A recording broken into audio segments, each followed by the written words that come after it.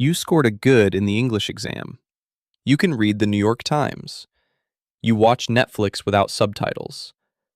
But the second a native speaker asks you, "How's your day going?" your brain just goes blank. And you're standing there thinking, I know this word. Where did it go? That feeling, though? If that's ever happened to you, and trust me, it's happened to all of us, you're not broken. And today, we're going to show you exactly why it happens and the 3 drills that fix it. I'm Liam. And I'm Sophia. Welcome to English Speak Studio Podcast, your daily English podcast for real conversations, simple lessons, and easy English listening practice. Let's get into it. Okay, so first, let's be real about something. If you're feeling this, you're not alone. This is probably the most common struggle for our learners, and almost nobody talks about it. So here's the deal. Your brain has 2 types of vocabulary. There's receptive vocabulary, words you recognize when you read or hear them.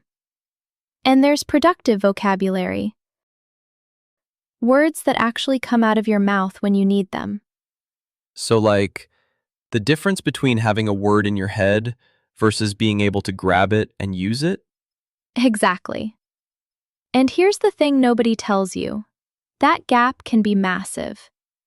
You could know 10,000 words, but only be able to use about 3,000 of them in real-time conversation. 3-to-1 ratio. 3% only. That's wild. So I have all this knowledge, but I can only access a fraction of it when I actually need it. Right. And it's not your fault. Here's why it happens.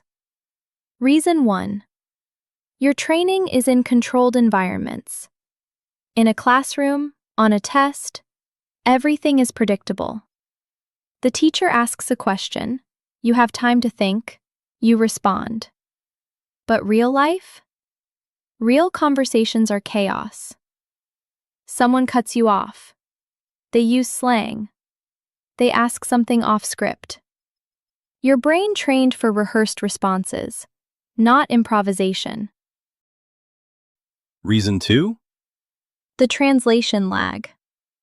A lot of learners think in their native language, then translate to English. Translation takes 2 to 3 seconds.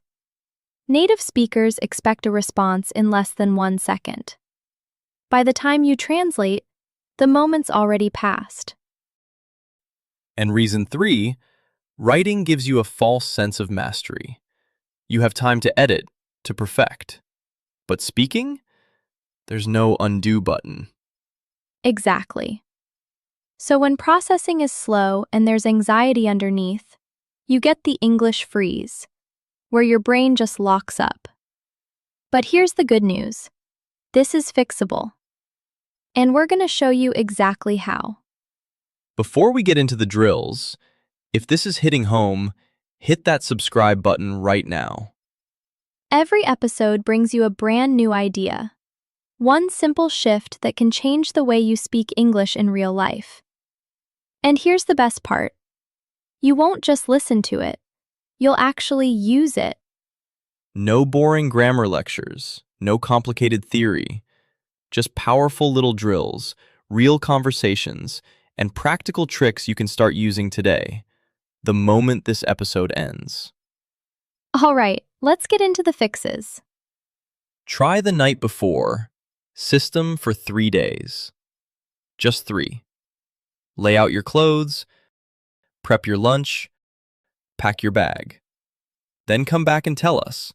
Did it work? Did you save time? Did you feel less stressed? Okay, drill number 1 is shadowing. And I'm going to show this right now so you understand exactly how it works. The concept is simple.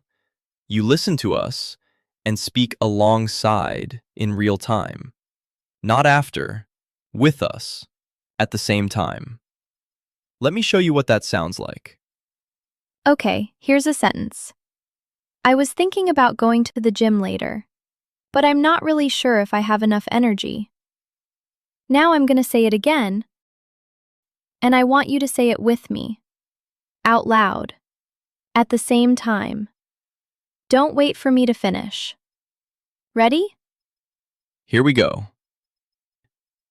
I was thinking about going to the gym later, but I'm not really sure if I have enough energy. Okay? Great. Let's try one more. I just finished a really long meeting, and honestly, I feel like I need a vacation. Ready? Here we go, with me. I just finished a really long meeting, and honestly, I feel like I need a vacation. Good. That's shadowing. Okay, I see it now. Okay, I see it now. So you're not just repeating, you're flowing with the speaker in real time. Right. And here's why this works. You build automaticity, direct connections between what you hear and what you speak, without the translation step in between. Instead of hear word arrow, translate arrow, think arrow, speak, you're doing hear word arrow, speak. Direct, no middleman. And the more you do this, the faster your brain gets at that connection. Exactly. So here's how to do it properly. 1. Start with short clips, 30 seconds to 1 minute. 2. No subtitles. Just listen. 3. As soon as the speaker starts talking, you start talking with them. Don't wait. 4. Try to match their rhythm and stress. If they speed up, you speed up. 5. If you fall behind, keep going. Don't stop, don't rewind. 6. Do this for 10 to 15 minutes a day. How long before people see results? Most people notice a difference in 2 to 3 weeks. Words come faster, hesitation is shorter, conversations feel more natural. And what's good material to use? Start with simple, clear English you can actually follow and repeat. You can even use the episodes on this channel for shadowing practice. Pause after a sentence, copy the rhythm, copy the emotion, and speak along with us. The goal isn't to sound perfect instantly. It's to train your ears and your mouth to move together naturally. And the more you repeat real conversations, the more confident your English starts to feel in everyday life. Don't overthink the content, just shadow for the rhythm and flow. Okay, drill number 2. This is the one that directly fixes the going blank problem. Sophia calls it random prompt bursts. Let's demonstrate this one too. Yes. Okay, so here's how it works. Someone gives you a random question, something you did not prepare for, and you have to respond immediately. No thinking time, no planning. Just speak for 30 to 60 seconds. Let me throw you a question right now, Liam. Don't think, just answer. Okay. Question. What's your favorite way to spend a Sunday morning?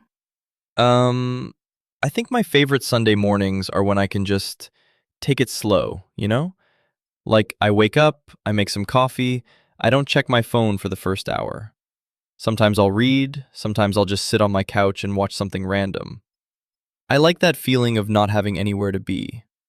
See? He just started talking. No pause, no, let me think about that. He just went.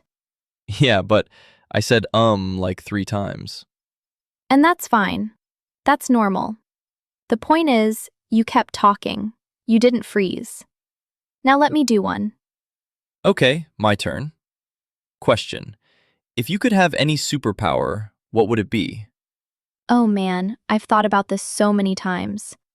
I think I'd say the ability to learn languages instantly. Because, imagine just knowing how to say anything in any language without studying. But also, I think maybe time travel would be cool. I could go back and learn things I missed. But wait, if I could time travel, would I mess up the timeline? I don't know. Languages is the safer answer. Perfect. You just did it. You kept talking even when you weren't sure where you were going. That's the point. This drill trains your brain to produce language under pressure, without planning time. Here's how to do it. 1. Get a random question generator app. There are free ones online. 2. Ask a question. Answer immediately. Speak for 30 to 60 seconds. 3. Don't worry about grammar or mistakes. Just keep going. 4. Record yourself on day 1 and day 7. You'll hear the difference. 5. Do 10 rounds minimum every session. And you said there's a walking version? Yeah, do this while you're walking outside. The physical movement helps reduce mental pressure. Your body's on autopilot, so your brain has more resources for language. Try it. Next time you go for a walk, open a question generator and just talk while you walk. Okay, last drill. And this one targets the translation problem directly. It's called parallel thinking practice. Instead of thinking in your native language and translating to English, you practice thinking in English directly. And you do this by narrating your own actions throughout the day. So like talking to yourself? Exactly. Like right now, as you're going through your morning. I'm pouring coffee into my mug. It's still pretty hot. I'm walking to my desk. I'm sitting down. I'm opening my laptop. You're describing what you're doing in real time in English. Let me try it out loud right now. Okay, go. I'm sitting in this chair. The cushion is kind of soft.